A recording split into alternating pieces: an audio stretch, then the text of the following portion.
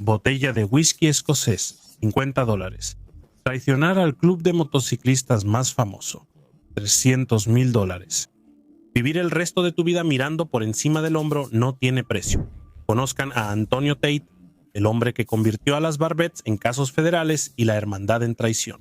Me llamo Antonio Tate. Me infiltré en la banda de motociclistas Ángeles del Infierno a mediados de los años 80. Es la droga de los motociclistas, ellos la controlan. Antonio Tate, aquí disfrazado, fue oficial nacional de Los Ángeles del Infierno y principal informante del FBI durante casi 3 años. Algunos nombres solo se susurran entre motociclistas. Sonny Barger impone respeto. Cisco Valderrama inspira miedo.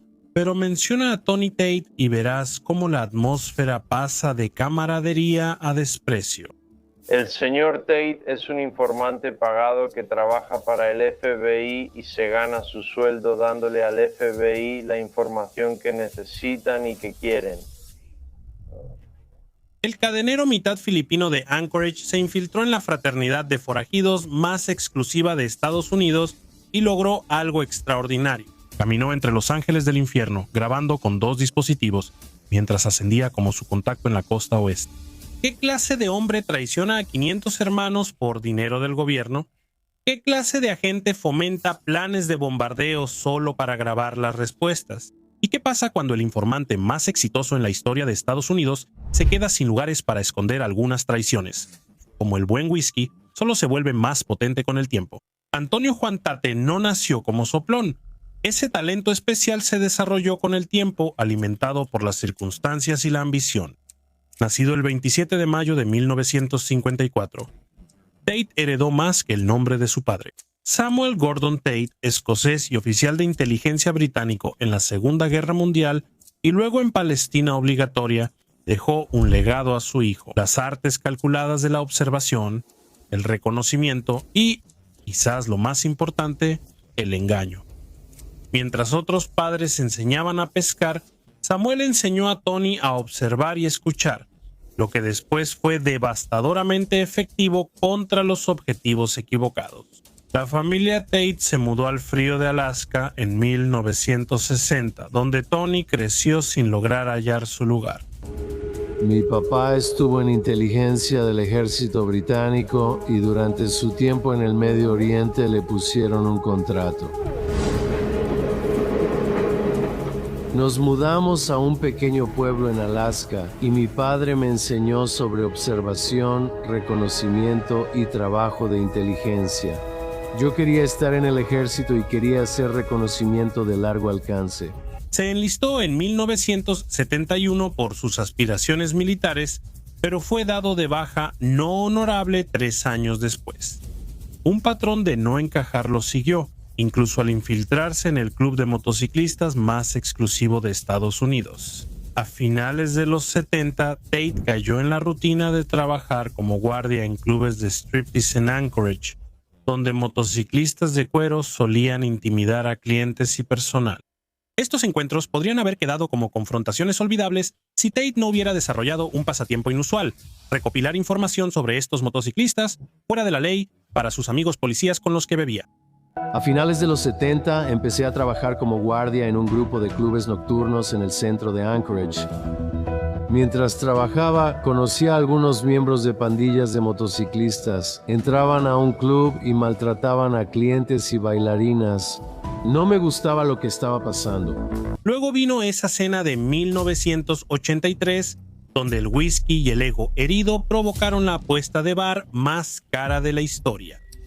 Estaba cenando con un par de amigos policías y les dije: saben, ustedes han tenido muchas oportunidades de investigar a estos motociclistas y no han hecho nada. Los Ángeles del Infierno eran investigados por tráfico de metanfetaminas y asesinato. La metanfetamina, conocida como cristales, abejas o hielo, es más potente y barata que la cocaína. Mientras la cocaína viene de América Latina, la metanfetamina se produce en Estados Unidos con químicos de venta libre en laboratorios clandestinos. A diferencia del cartel de la cocaína latinoamericano, la red de metanfetamina también opera en Estados Unidos. ¿Quiénes son sus principales distribuidores? Tate desafió a sus compañeros de la ley el alcohol amplificando su valentía. Que yo podría entrar a los Hells Angels de Anchorage. Ellos dijeron, apuesto a que no puedes, y acepté. La apuesta. La apuesta era una botella de whisky escocés. Los motociclistas habrían preferido la ruleta rusa.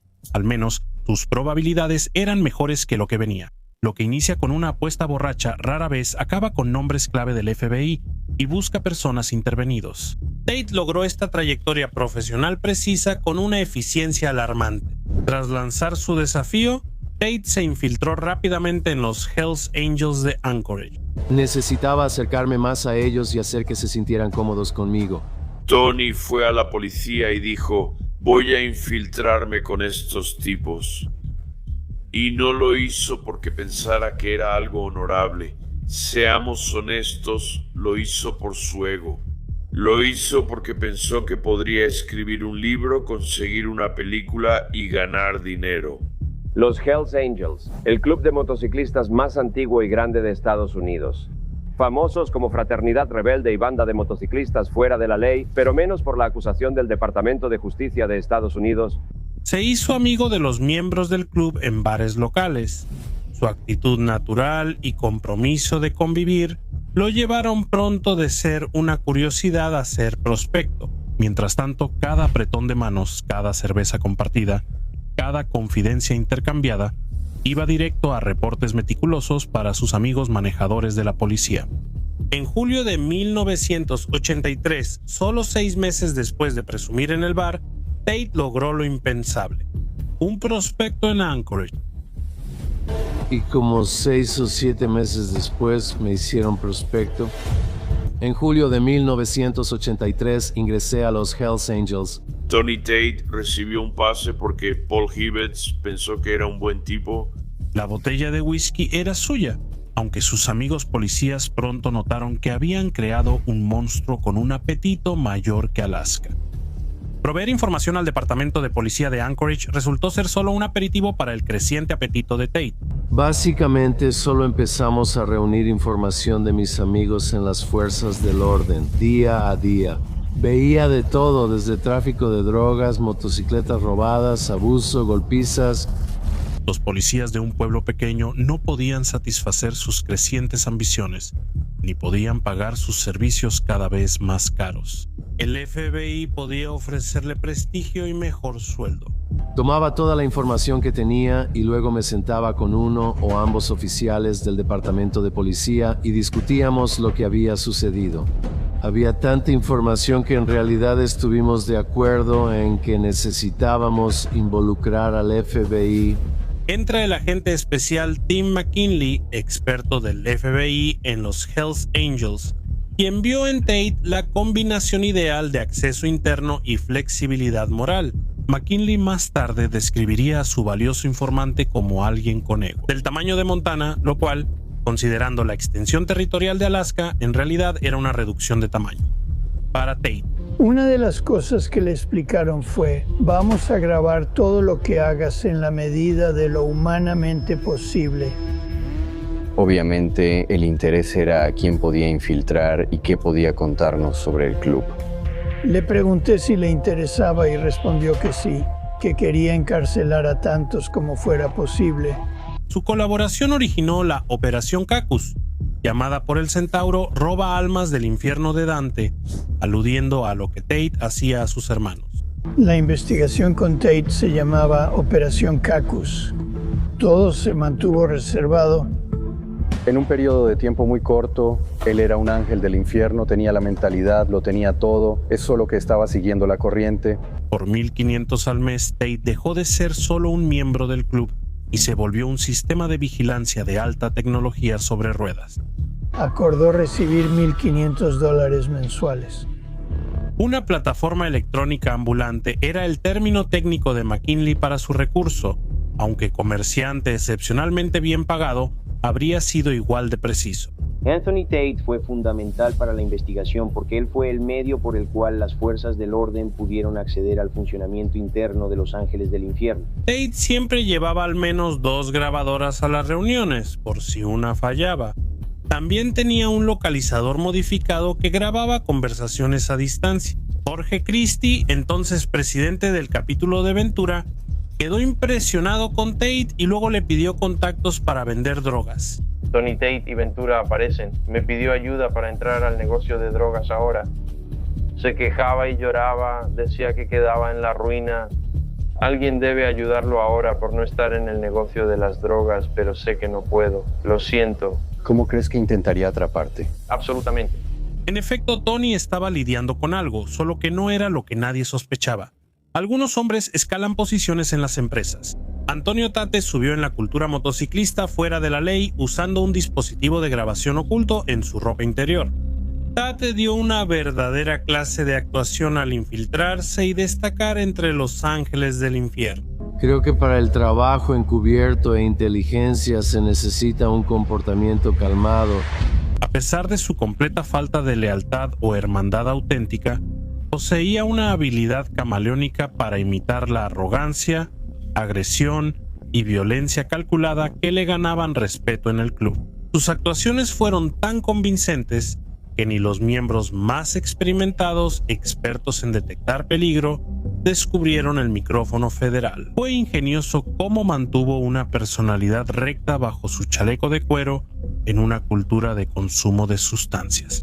Tony Tate estaba un poco obsesionado, en realidad, con querer ser policía, con querer hacer el bien. Y eso como que se conecta con su pasión o obsesión por ayudar a las fuerzas del orden.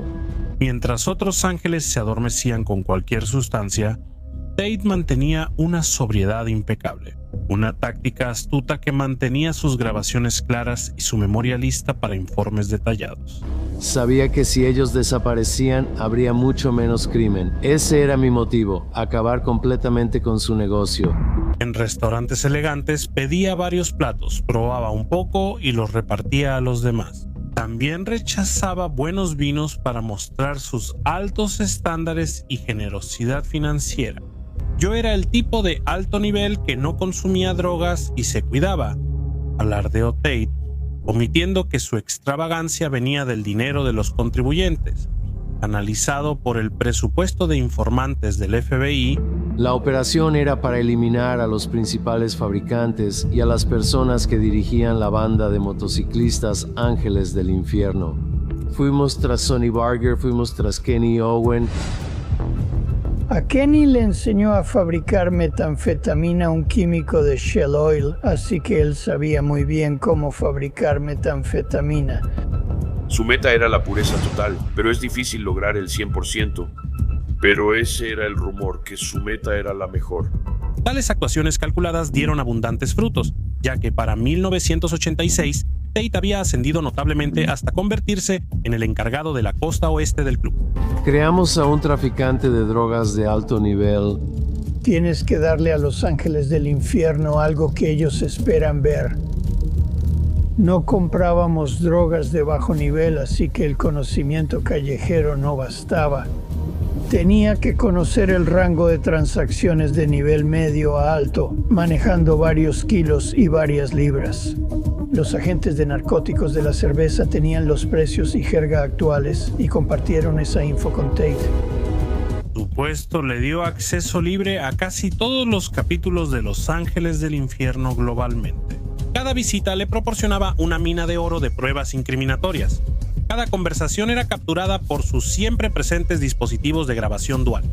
A pesar de estos avances, el golpe más espectacular de Tate fue ganarse la confianza de Sonny Barger, legendario presidente de Oakland, cuya táctica lo mantuvo fuera del alcance de las autoridades por décadas. Que un cerebro criminal tan experimentado no detectara al soplón con micrófono. Tomar su cerveza y sentarse demuestra las grandes habilidades de engaño de Tate, o quizás más condenatorio, sobre los puntos ciegos creados por el enorme ego de Barger. En operaciones de informantes de alto riesgo, el tiempo es crucial y a veces un asesinato oportuno genera la oportunidad ideal. El ángel del infierno, John Webb, murió violentamente a manos de motociclistas forajidos en Louisville, Kentucky, el 12 de agosto de 1986. Nadie pudo prever que esta tragedia sería crucial para derribar a Sonny Barger. Mientras el cuerpo de Webb se enfriaba, una serie de eventos activó las escuchas federales en todo el país. Barger, buscando venganza con la precisión que lo mantuvo intocable por décadas, cometió quizás su error más trascendental. Tony Tate pidió permiso para atacar a los Outlaws y Barger cometió un gran error al aceptar. Y tan pronto como empezó la reunión, Armas y Asuntos Generales, él quería que yo le diera permiso para ir a Kentucky y bombardear a los Outlaws. Y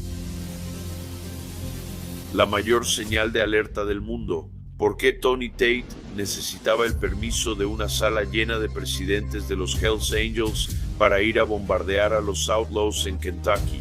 Si realmente estuviera comprometido, habría tomado su auto, hecho lo necesario y no le habría contado a nadie. Así actúan los verdaderos tipos. Hablas de los de la vieja escuela, como Hells Angels, Outlaws, bandidos, pagans, mongols. Ellos hacen esas cosas por su cuenta.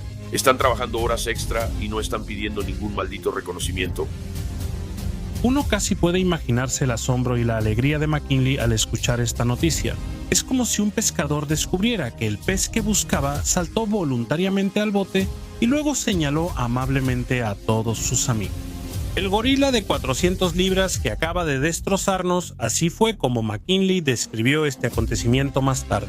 El nombramiento causó problemas legales importantes, pues los informantes no pueden participar en crímenes violentos ni sus manejadores permitir asesinatos.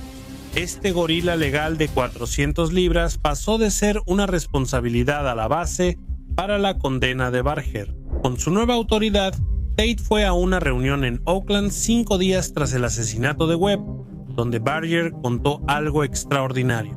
Un libro secreto de inteligencia sobre líderes forajidos, completo con direcciones de casa y números de identificación, obtenido directamente del Centro de Información del Paso, una base de datos oficial de inteligencia policial. Un ángel del infierno, presidente de capítulo, señaló amablemente que el libro sería útil para establecer objetivos. Mientras tanto, los agentes federales, al escuchar por el micrófono de Tate, descubrieron que la corrupción policial era más profunda de lo pensado. Durante reuniones posteriores, Tate empleó una estrategia sorprendentemente sencilla. Proponía planes exageradamente violentos mientras grababa las respuestas. El 18 de octubre de 1987, un Tate nervioso, tras beber whisky para darse valor, mostró a Barger planes para bombardear la casa club de un forajido en Chicago. «Podría haber inocentes ahí», advirtió Tate en la grabación, usando una frase digna de un guionista del FBI seguida de la respuesta fatídica de Barger. «Eso les pasa por juntarse con esos tipos». Sonny disfruta la confrontación, así que suelen acudir a él. Se acerca y le dice: «Sonny, quiero hacer que estos tipos sean grandes». Sonny dice que los daños colaterales serían geniales. Mientras más gente salga herida, mejor. Él simplemente aceptó a Sonny sin problemas. 23 días después, agentes federales arrestaron a Barger por conspirar para asesinar. La evidencia, las grabaciones de Tate y las propias palabras de Barger dicen: el momento antes de la catástrofe es inquietantemente pacífico. Una teoría, 38 ángeles del infierno, comprobada el 10 de noviembre de 1987, cuando agentes federales llegaron con órdenes de arresto. Al amanecer en los hogares de motociclistas del país, las redadas sincronizadas ocurrieron con precisión militar. Mientras tanto, en casas de seguridad en todo el país, agentes del FBI preparaban meticulosamente a Anthony Tate para su última actuación. Ya no sería el leal hermano en cuero, ahora tomaría su papel más desafiante hasta ahora. Testigo del gobierno. Durante 6 semanas extenuantes, Tate ocupó el estrado de los testigos, desmantelando metódicamente una organización que le había confiado sus secretos más íntimos. Hora tras hora fue desglosando un testimonio detallado sobre redes de drogas, violencia y política interna. Mientras sus antiguos hermanos lo observaban desde la galería, sus rostros mostraban furia y asombro. La ironía no pasó desapercibida para nadie. El hombre que había construido su reputación siendo confiable, ahora construía el caso del gobierno demostrando que tenía razón. «El club me llama Tony Verdad», declaró desde el estrado con una audacia asombrosa. Cuando tienes un caso tan sólido como el nuestro, lo único que puedes hacer es atacar la credibilidad de la persona en cada caso. Lo que dije fue exactamente la verdad, por eso el club me llamaba Tony Verdad. Los destruí con la verdad. La defensa, desesperada por socavar su credibilidad, llamó a su exesposa Brenda Lee Fowler al estrado.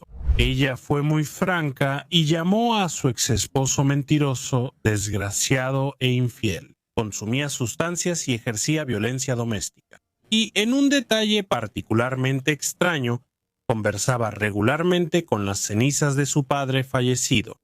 Aunque estas revelaciones normalmente podrían devastar la credibilidad de un testigo, la montaña de pruebas grabadas hizo que los defectos personales de Tate fueran en gran medida irrelevantes. Cuando cayó el mazo, Sonny Barger, la leyenda que burló a las fuerzas del orden por décadas, fue sentenciado a 59 meses en prisión federal. Si Tony Tate no hubiera sido informante, probablemente habría acabado en la cárcel por su fuerte adicción a la cocaína.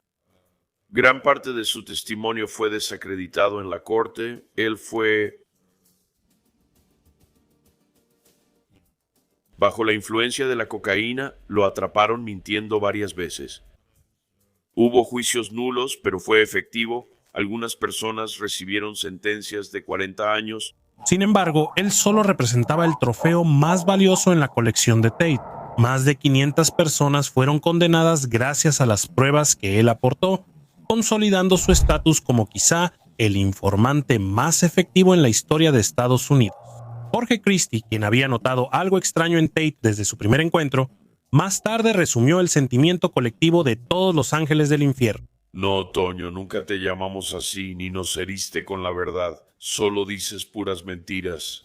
Los arrestados se metieron en ese problema por creer en ti y pensar que eras un hermano. ¿Crees que hiciste un trabajo policial increíble? No eres ni has sido policía, solo eres un soplón.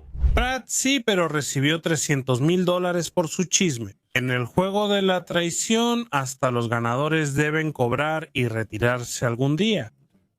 Para Antonio Juan Tate, cobrar significó $100,000 en fondos federales, una nueva identidad cortesía del programa de protección de testigos y un boleto de ida a algún lugar lejos del rugido de las Harley Davidson.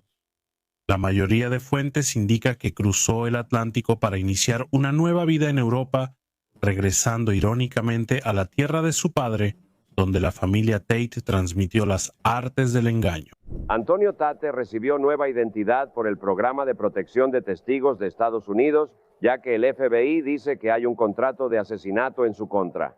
Los ángeles del infierno niegan saberlo. Naturalmente, el FBI celebró la Operación Cacus como un éxito sin precedentes. Desde su perspectiva, Tate logró lo que agentes no pudieron en décadas: entrar al santuario del club de motociclistas más famoso de Estados Unidos y llevar a sus líderes a prisión federal. Para una organización que mide sus logros en condenas y bienes incautados, superar 500 condenas de Tate es un éxito monumental sin igual. En la sede del FBI persistían incómodas preguntas éticas a puerta cerrada. ¿Tate solo documentó conspiraciones criminales o también las creó?